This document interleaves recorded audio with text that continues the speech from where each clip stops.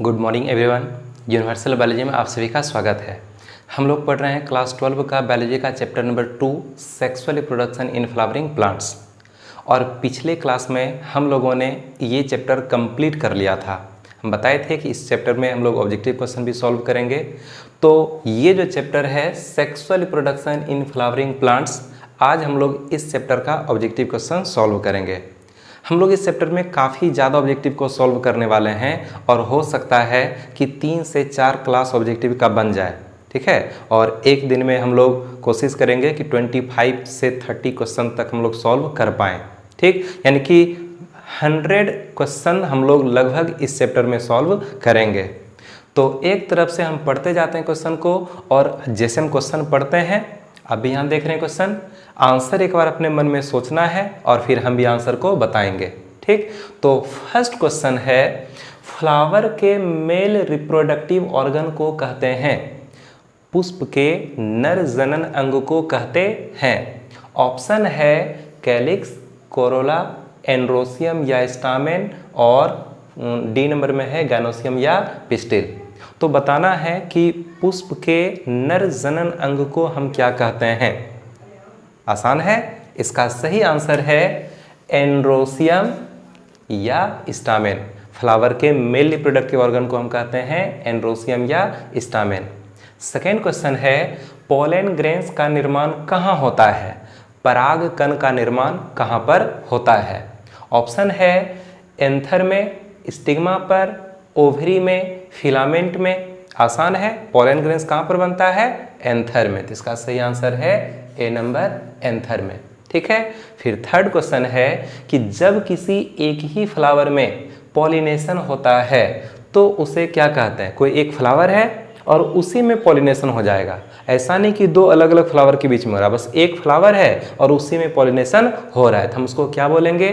First है self pollination, second है cross pollination, फिर है गिटोनोगेमी और फिर है इंटोमोफिली। तो जब एक ही फ्लावर में पॉलिनेशन होता है तो ये तो क्या हो गया, ये हो गया सेल्फ पॉलिनेशन, यानी कि स्वपरागन, ठीक है। फिर नेक्स्ट क्वेश्चन है, माइक्रोपाइल कहाँ पर होते हैं। ध्यान से समझना, माइक्रोपाइल कहाँ पर होते हैं। ऑप्शन है ओवरी, सीड, ओव्यूल, दोनों, यानी बी और सी। तो बी में है सीड और सी में है ओव्यूल। सोचो क्या होगा आंसर, ओव्यूल होगा, नहीं, यहां पर आंसर होगा डी नंबर, बोथ, यानी बी एंड सी। तो बी है सीड और सी है ओव्यूल। हम लोग जानते हैं कि ओव्यूल में तो माइक्रोपाइल होता है, लेकिन जब ओव्यूल फर्टिलाइजेशन के बाद सीड में कन्वर्ट हो जाता है ना, तो उस सीड में भी माइक्रोपाइल प्रेजेंट रहता है। और जब वह सीड अंकुरित होता है तो सीड को उस माइक्रोपाइल के माध्यम से ऑक्सीजन और वाटर मिलता है, ठीक है। तो इसका आंसर होगा डी नंबर, यानी कि याद रखना है कि माइक्रोपाइल ओव्यूल और सीड दोनों में प्रेजेंट रहता है, ठीक है।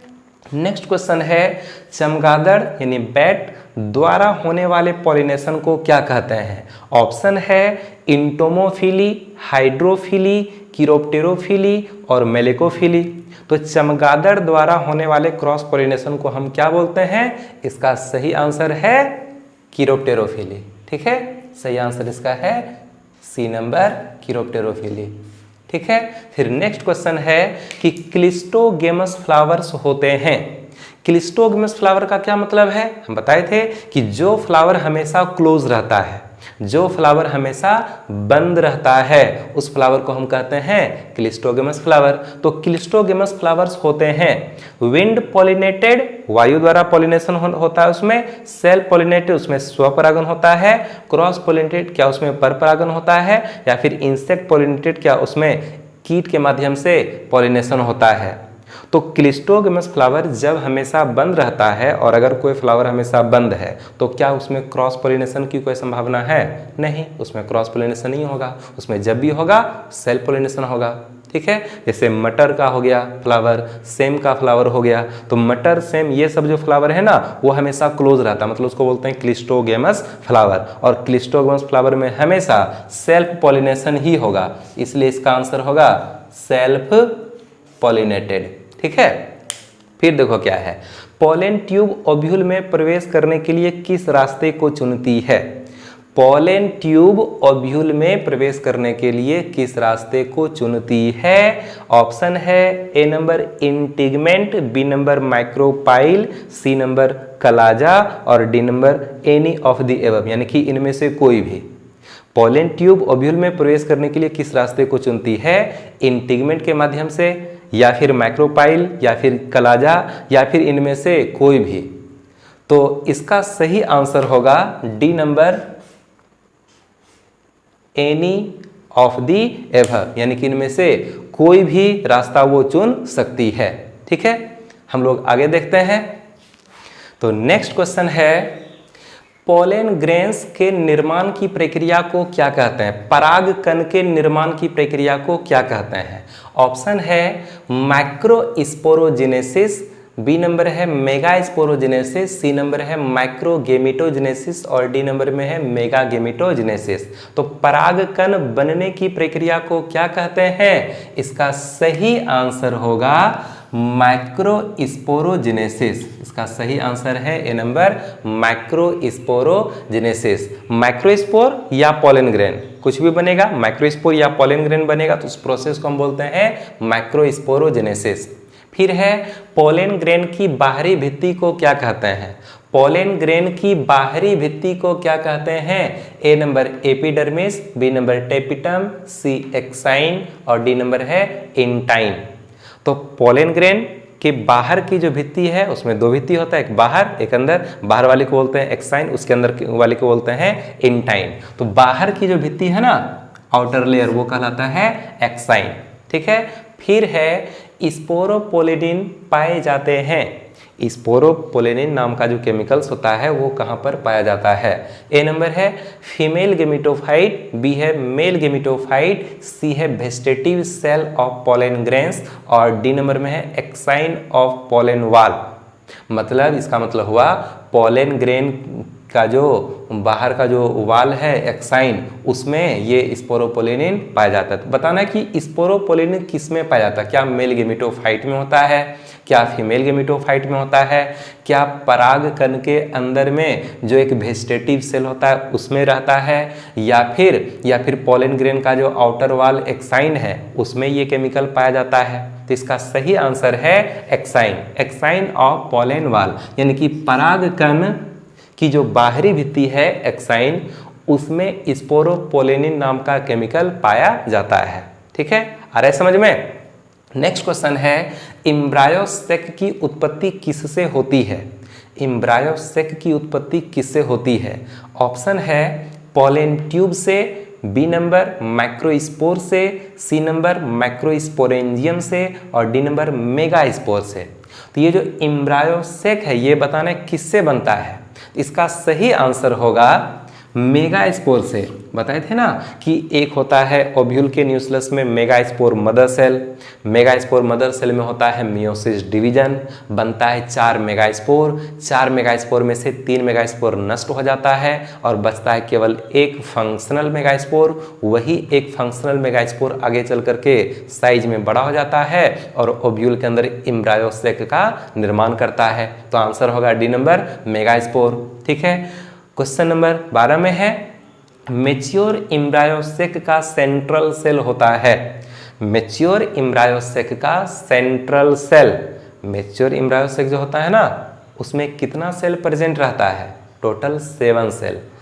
एक होता है एग सेल, 2 होता है सिनर्जिड, 3 हो गया, 3 होता है एंटीपोडल सेल, 3 3 6 हो गया, और एक बड़ा वाला जो सेल होता है ना जिसके अंदर वो सब प्रेजेंट रहता है उसको बोलते हैं सेंट्रल सेल। तो वो जो सेंट्रल सेल होता है उसमें कितना न्यूक्लियस प्रेजेंट रहता है वो बताना है। यानी कि मैच्योर एम्ब्रायोसेक का सेंट्रल सेल होता है सिंगल न्यूक्लिएट, क्या उसमें 1 न्यूक्लियस प्रेजेंट रहता है? बाई न्यूक्लिएट, क्या उसमें 2 न्यूक्लियस प्रेजेंट रहता है? 4 न्यूक्लिएट, क्या उसमें 4 न्यूक्लियस प्रेजेंट रहता है? फिर है 8 न्यूक्लिएट, क्या उसमें 8 न्यूक्लियस प्रेजेंट रहता है? तो मैच्योर एम्ब्रायोसेक में टोटल 7 सेल होता है, जिसमें से बीच का जो बड़ा वाला सेल होता है उसको बोलते हैं सेंट्रल सेल। तो बताना है कि उस सेंट्रल सेल में न्यूक्लियस कितना होगा, 1 या 2 या 4 या 8। इसका सही आंसर होगा बाइन्यूक्लिएट, यानी कि वो जो सेंट्रल सेल है ना उसमें 2 न्यूक्लियस प्रेजेंट रहता है। कौन है न्यूक्लियस? न्यूक्लियस का नाम है पोलर न्यूक्लियाई।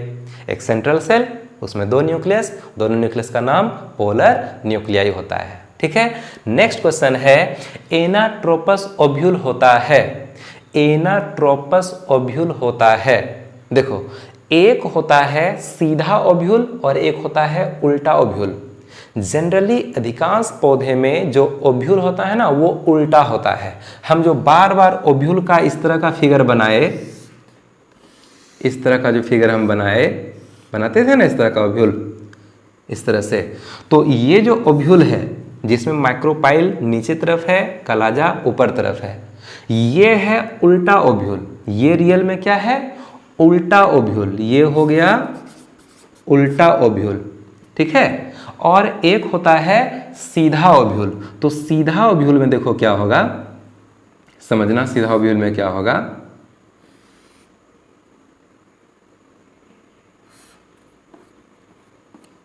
सीधा ओव्यूल देखो कैसा होता है, ये हो गया फ्यूनिकल और यहाँ हो गया माइक्रोपाइल और ये हो गया एम्ब्रायोसेक। ठीक है, तो इसको बोलेंगे सीधा ओव्यूल। यहाँ पर कलाजा नीचे है और माइक्रोपाइल ऊपर है। ये हो गया माइक्रोपाइल यहाँ और इसका माइक्रोपाइल यहाँ नीचे है, तो ये ओव्यूल हो गया उल्टा और ये ओव्यूल हो गया सीधा। तो जो सीधा ओव्यूल होता है ना उसको हम कहते हैं आर्थ्रोट्रोपस ओव्यूल, और जो उल्टा ओव्यूल होता है ना उसको बोलते हैं एनाट्रोपस ओव्यूल। उल्टा ओव्यूल को हम कहेंगे एनाट्रोपस ओव्यूल और सीधा ओव्यूल को हम कहेंगे आर्थ्रोट्रोपस ओव्यूल। अब यहाँ 2 क्वेश्चन सॉल्व हो जाएगा। तो क्वेश्चन नंबर 13 में है एनाट्रोपस ओव्यूल होता है। तो एनाट्रोपस ओव्यूल कैसा होता है? सीधा, उल्टा, गोल या वक्र यानी कर्व। तो एनाट्रोपस ओव्यूल जो है ना वो होता है उल्टा, बी नंबर, यानी कि ये जो उल्टा है ना इसको बोलेंगे एनाट्रोपस ओव्यूल। ठीक है, और जो सीधा होगा ना उसको बोलेंगे आर्थ्रोट्रोपस ओव्यूल। तो देखो नेक्स्ट फिर क्या है, आर्थ्रोट्रोपस ओव्यूल होता है। आर्थ्रोट्रोपस ओव्यूल कैसा होता है? सीधा, उल्टा, गोल या वक्र। तो इसका आंसर होगा सीधा। याद रखो उल्टा ओव्यूल प्रायः अधिकांश पौधे में जो ओव्यूल का डिजाइन होता है ना जिस तरह से हम बनाते रहे हैं वो उल्टा ओव्यूल है, और उल्टा ओव्यूल को हम कहते हैं एनाट्रोपस ओव्यूल। और अगर कलाजा रहे नीचे डंठल के पास और माइक्रोपाइल रहे अपोजिट साइड ऊपर साइड, तो फिर हम इसको बोलेंगे सीधा ओव्यूल, और सीधा ओव्यूल को बोलते हैं आर्थ्रोट्रोपस ओव्यूल। ठीक है, नेक्स्ट क्वेश्चन है इनमें कौन डिप्लॉइड यानी 2n है? एग सेल, एंटीपोडल या फिर सेकेंडरी न्यूक्लियस या फिर सिनर्जिड्स। तो इसमें डिप्लॉइड कौन है? ये तो हैप्लॉइड है, ये भी हैप्लॉइड, वो भी हैप्लॉइड। डिप्लॉइड कौन है? तो सेकेंडरी न्यूक्लियस। ये क्यों डिप्लॉइड है? क्योंकि सेकेंडरी न्यूक्लियस का निर्माण होता है 2 पोलर न्यूक्लियाई के मिलने से। 2 हैप्लॉइड पोलर न्यूक्लियाई आपस में जैसे जुड़ता है तो n मिलकर के हो जाएगा 2n, और ये 2n बन जाता है सेकेंडरी न्यूक्लियस, यानी कि सेकेंडरी न्यूक्लियस होता है डिप्लॉइड। अभी इसका स्क्रीनशॉट लेना है और हम अगले पेज के साथ आ रहे हैं। स्क्रीनशॉट ले लो पहले।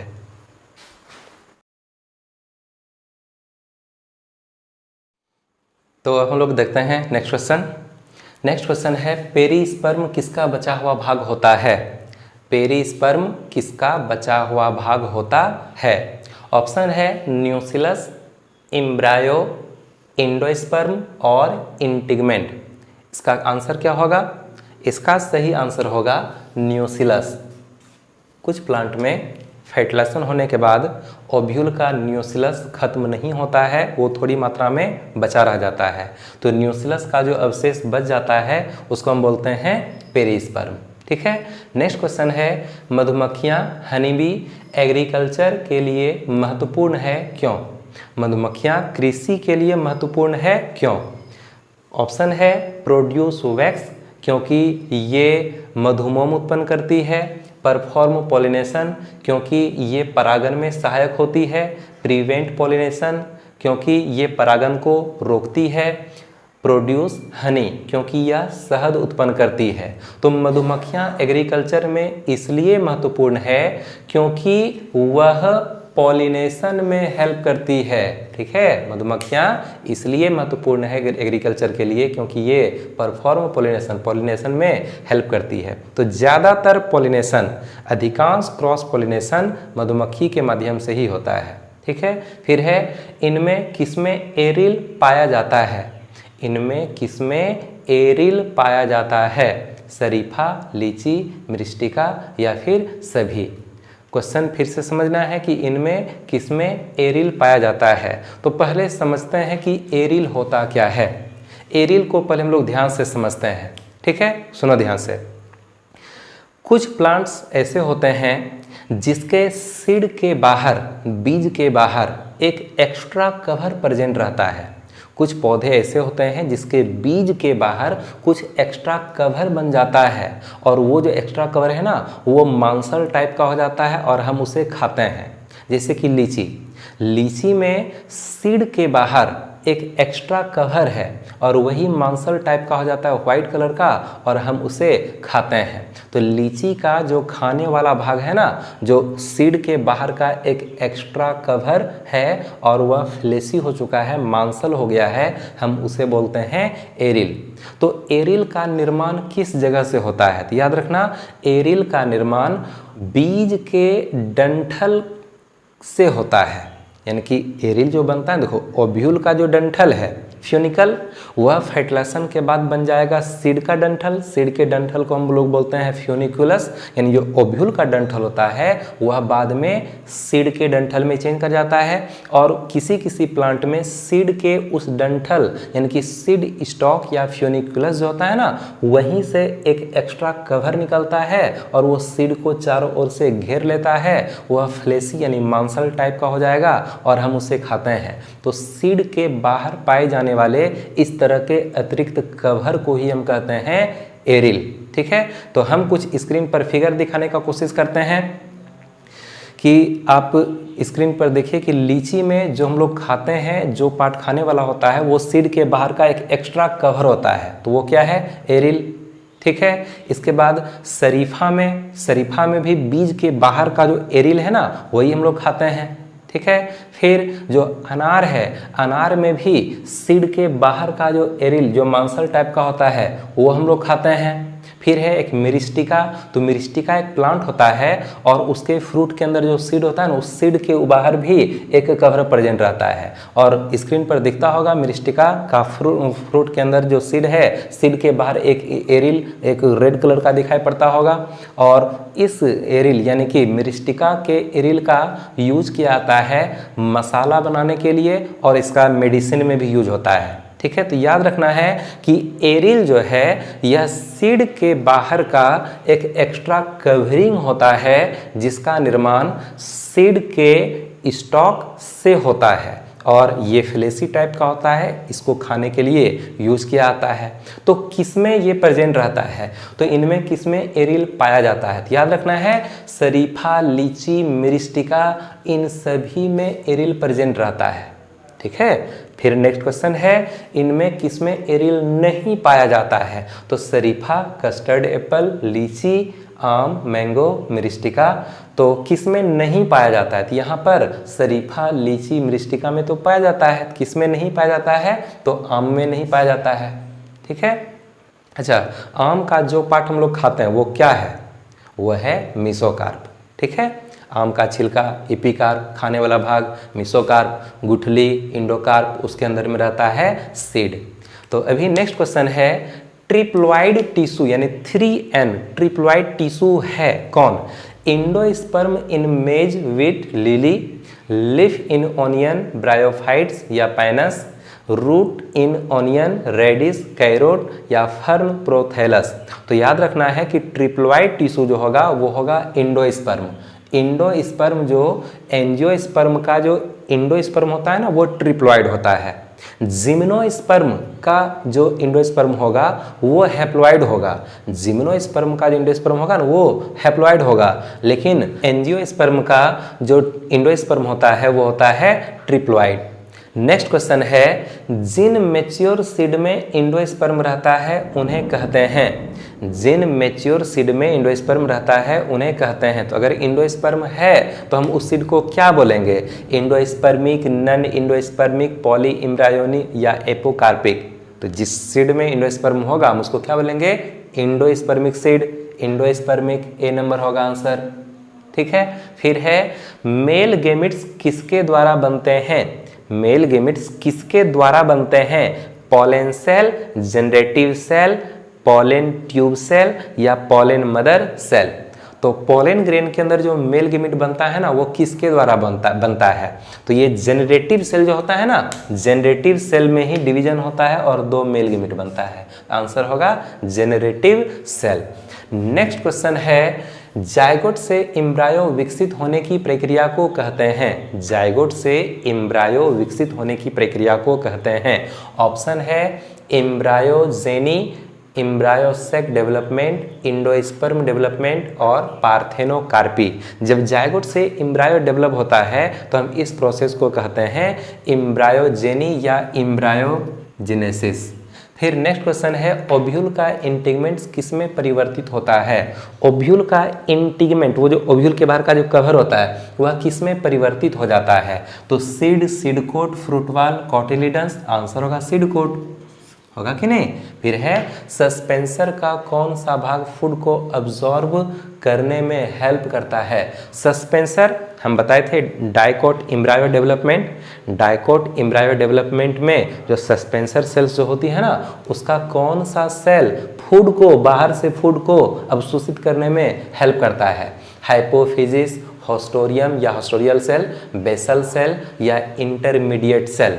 तो इसका सही आंसर होगा हॉस्टोरियम या हॉस्टोरियल सेल। अगर ध्यान में नहीं है तो जो बताए थे डाइकोट एम्ब्रायो डेवलपमेंट वो वीडियो देखिए, वहां से समझ में आ जाएगा।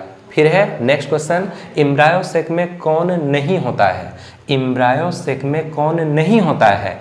Egg apparatus, 2 polar nuclei, megaspore mother cell, antipodals. तो एम्ब्रायोसेक में कौन नहीं होता है? एग एपरेटस तो होता है, 2 पोलर न्यूक्लियाई भी होता है, एंटीपोडल सेल भी होता है, क्या नहीं है? मेगास्पोर मदर सेल नहीं होता है। नेक्स्ट क्वेश्चन है, फ्लावरिंग प्लांट्स में मेल गेमिटोफाइट द्वारा कितने मेल गेमिट्स को उत्पन्न किया जाता है? यानी फ्लावरिंग प्लांट्स में मेल गेमिटोफाइट के द्वारा कितने मेल गेमिट का निर्माण किया जाता है? 4, 1, 3, 2। इसका सही आंसर होगा 2। 2 मेल गेमिट बनता है ना। एक पॉलन ग्रेन के अंदर में कितना मेल गेमिट बनता है? 2 मेल गेमिट बनता है। ठीक है, फिर है पोरोगेमी में पॉलन ट्यूब किससे होकर एम्ब्रायोसेक तक पहुंचती है? पोरोगेमी में पॉलन ट्यूब किससे होकर एम्ब्रायोसेक तक पहुंचती है? ऑप्शन है कलाजा, इंटीगमेंट, माइक्रोपाइल या सभी। इसका सही आंसर क्या होगा? इसका सही आंसर होगा माइक्रोपाइल। ठीक है, माइक्रोपाइल होगा। अब देखो फिर क्या है, मेल गेमिट का किसके साथ फर्टिलाइजेशन होने के पश्चात एंजियोस्पर्म में इंडोस्पर्म का निर्माण होता है? मेल गेमिट किससे जुड़ करके इंडोस्पर्म बनाता है? क्या होगा? देखो ऑप्शन क्या है, एंटीपोडल्स, सिनर्जिड्स, सेकेंडरी न्यूक्लियस या एग सेल। इसका सही आंसर आसान है, इसका आंसर होगा सेकेंडरी न्यूक्लियस। और लास्ट क्वेश्चन है, एंजियोस्पर्म के इंडोस्पर्म सेल में 24 क्रोमोसोम्स हैं तो उसके गेमिट में कितने क्रोमोसोम होंगे? 8, 16, 24, 48। कहता है एंजियोस्पर्म के इंडोस्पर्म सेल में 24 क्रोमोसोम है। तो इंडोस्पर्म जो है ना, देखो इंडोस्पर्म जो होता है ना ये होता है 3n, ट्रिप्लोइड होता है कि नहीं? और इसमें कितना क्रोमोसोम है? 24। तो गेमिट में कितने क्रोमोसोम होंगे? तो गेमिट जो होता है ये गेमिट होता है हैप्लॉइड। जब 3n = 24 तो n = क्या हो जाएगा? 24/3 और ये कट जाएगा, कितना आ जाएगा? 8 आएगा कि नहीं? तो यहाँ पर हो जाएगा इसका आंसर 8। यानी कि अगर इंडोस्पर्म सेल में 24 क्रोमोसोम है, इंडोस्पर्म ट्रिप्लॉइड होता है 3n, तो 3n = 24। तो फिर बोलता है कि गेमिट में कितना क्रोमोसोम होगा? तो गेमिट हमेशा n होता है। जब 3n बराबर हो गया 24 तो n बराबर हो जाएगा 24/3 और कट जाएगा कितने बार में? 8। यानी कि n का मान निकला 8, यानी कि गेमिट में कितना क्रोमोसोम होगा? तो 8 होगा। इसका आंसर होगा ए। इतना समझ में आया? अभी स्क्रीनशॉट लो पहले इसका।